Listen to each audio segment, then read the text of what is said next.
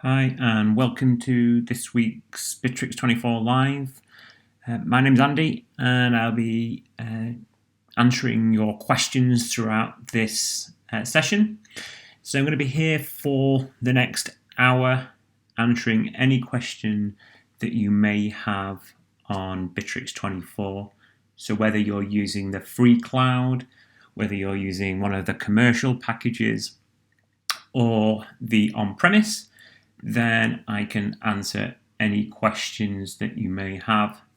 Obviously, let's start out, just make sure, hope everybody's okay. We are going to be introducing some more live sessions more frequently due to people using Bitrix more and more for remote working. So I'm going to focus on some of those topics throughout the next 6 weeks. We're going to have 2 sessions coming up on these sessions each week. So we're going to focus on some of the different areas. But if you've got any questions, please do put them in the box on YouTube and I can answer them as we go along. We do have questions that come through during the week. So we usually start each session off with those questions. And this week is no different. We have had some questions that have come in. But if you do have any questions throughout the week that you want to ask, please do send them to sales@intraface.com and we can start each session off with those questions. So I've had a couple of questions really this week, especially with more and more people starting to work from home, is just what is the best way to communicate internally within Bitrix. And one of the best ways to communicate inside Bitrix really is, if you're all in different locations, is to start using the instant messenger and chat functions, because Bitrix has an instant messenger. It also has the ability to have video and voice calls whilst you're working remotely. So as long as you are have access to Bitrix, whether it's through the browser or through your mobile application, then you can start to have these one-to-one conversations and chats. So best thing to do, 2 ways of accessing the messenger is going to be through the chat and calls function on the left-hand side. So if you don't see that there, then you will be able to see it within the hidden section. There will always be a menu link for the chat and calls. And if you want to access it another way, you can click on the little spyglass icon here on the right hand side, and then you can search for anybody that you want to speak to. So if I wanted to find out one of my employees called Laura, then I can click on here and then it will bring up the chat that I've had with Laura previously. It saves all your history of communications with that specific user. So I can start saying, hello, how are you? And then that Laura will then get a notification. Whether she's logged into Bitrix on the desktop, it doesn't matter. She will get a push notification to her mobile device, so she will always know that I've sent her a message. Now, more importantly, and what the question was regarding having teams chat together within Bitrix, and you can certainly do that because you can have instant messages through one-to-one, and you can also have group messages. So if I wanted to start a group conversation in here, and never has it been so more as important as now to start having those conversations in groups within Bitrix, is that I've just clicked on the invite button, invited multiple people to the chat. I can then name the chat. So it might be that this one is going to be marketing team, and then spelled that one wrong, so you say marketing team, and then hi team, let's use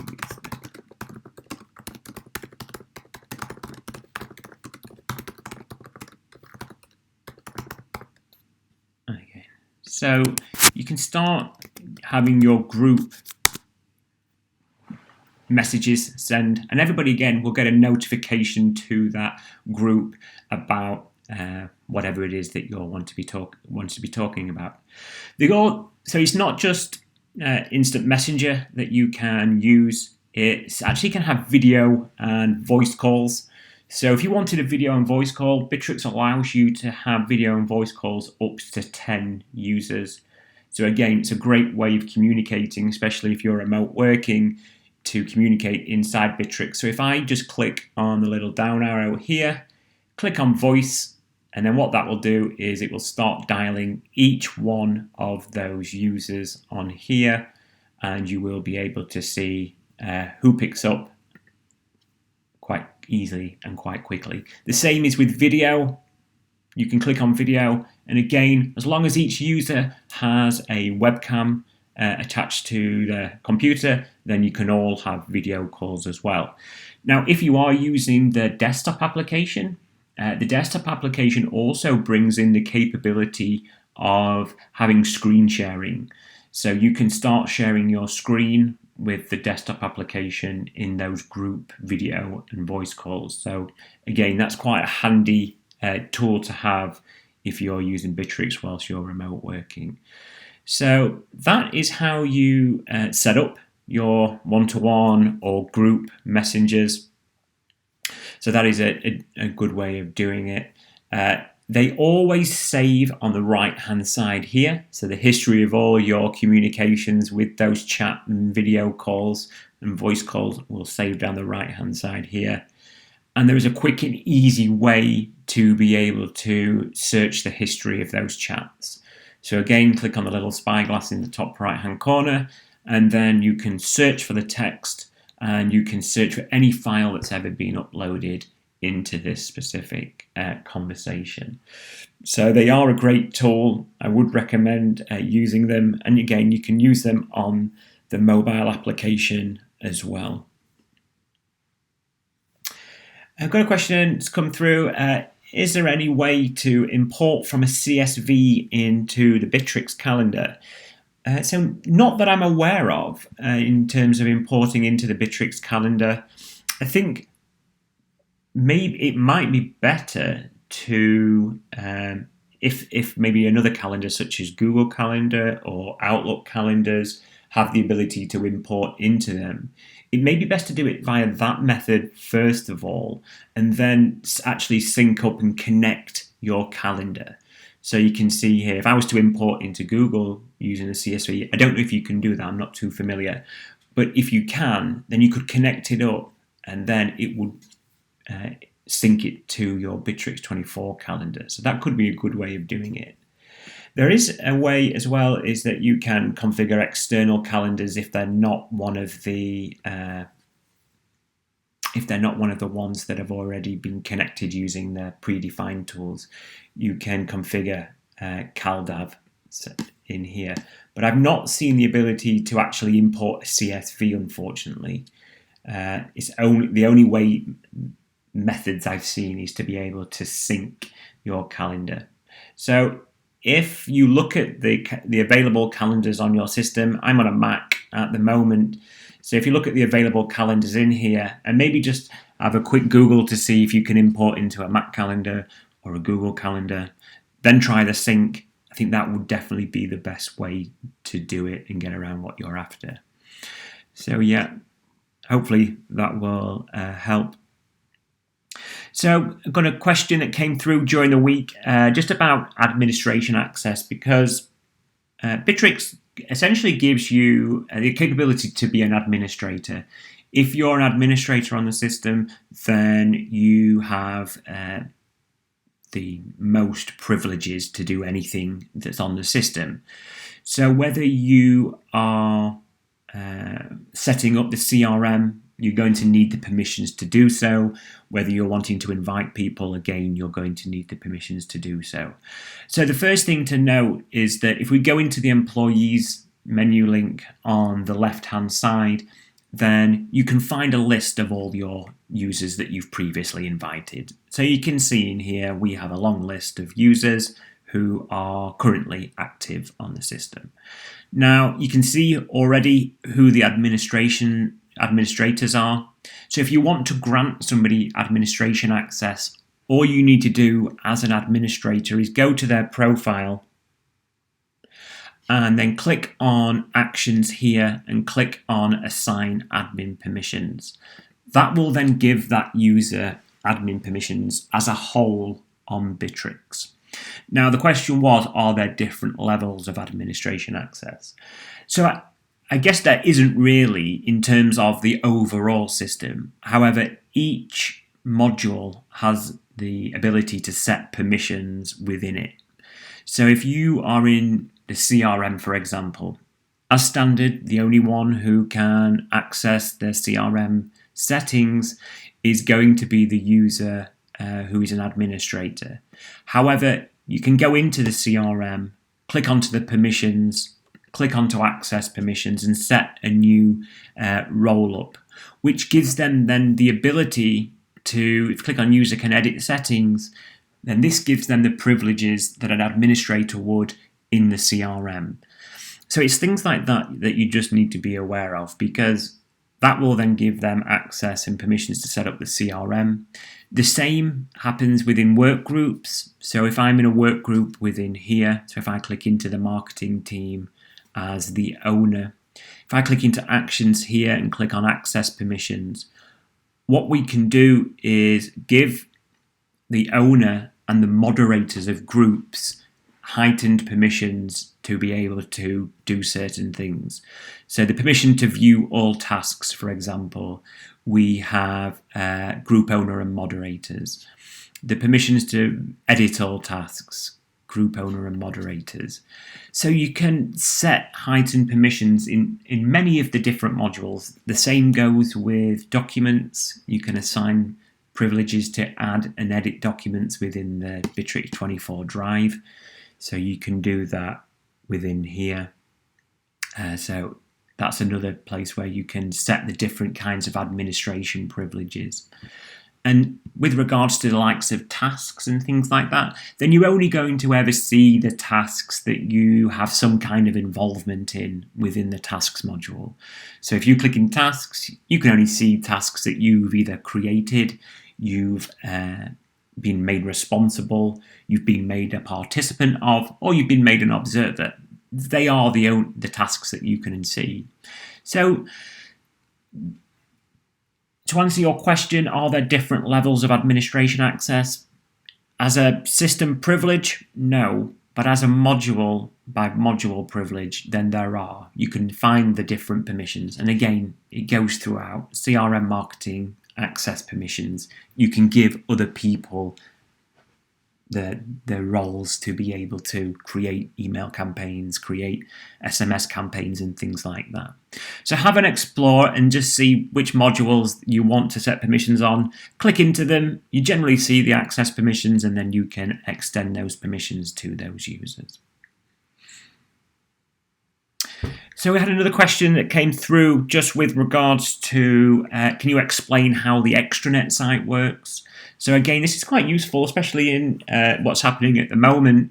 It might be that you want to communicate with your clients inside Bitrix. And the extranet gives you a great tool to do so. So the extranet works in a way that it all revolves around the external work groups that you create. So if we go into work groups, then we click on create, then you can either create an external work group or an external project. So if we click into an external work group, for example, then you can invite external users into Bitrix. And an external user may be your client. It may be somebody that you're outsourcing to. So maybe you don't want to give them full privileges to access the CRM or your company activity stream. It may be that you don't want that, which is very common. So what you can do is you can create a workgroup space within inside Bitrix and invite those external users. If you've invited an external user previously, then you'll see the add external user option here, and you can select a pre-existing extranet user. Alternatively, if you're inviting a brand new external user into your system, so maybe a freelancer or somebody you've outsourced work to or a client, enter in their email and then give them a little welcome message. They'll receive the email with a link on, and what will happen is they will then have access to this external group. So the external groups that you create are highlighted with a little golden colour and a little globe picture here. So if I click into one, this is what an external group looks like. It's no different to any other group.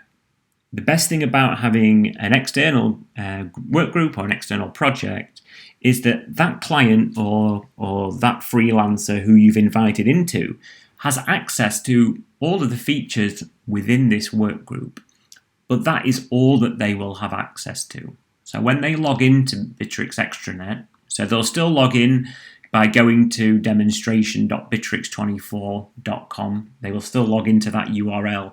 They will just be redirected to the extranet. So I think we do have an extranet link in our left-hand menu. And they essentially see a slimmed down version of Bitrix. So down the left-hand side, all that they will see is the work group that they are a member of. So you can see down here we have multiple work groups: Buzzco, Amiga Corp, Zoom Limited. They are work groups. And they will only see on their activity stream the information that's been posted to that work group's activity stream. So it's just the news that's all related to that specific group that you've created.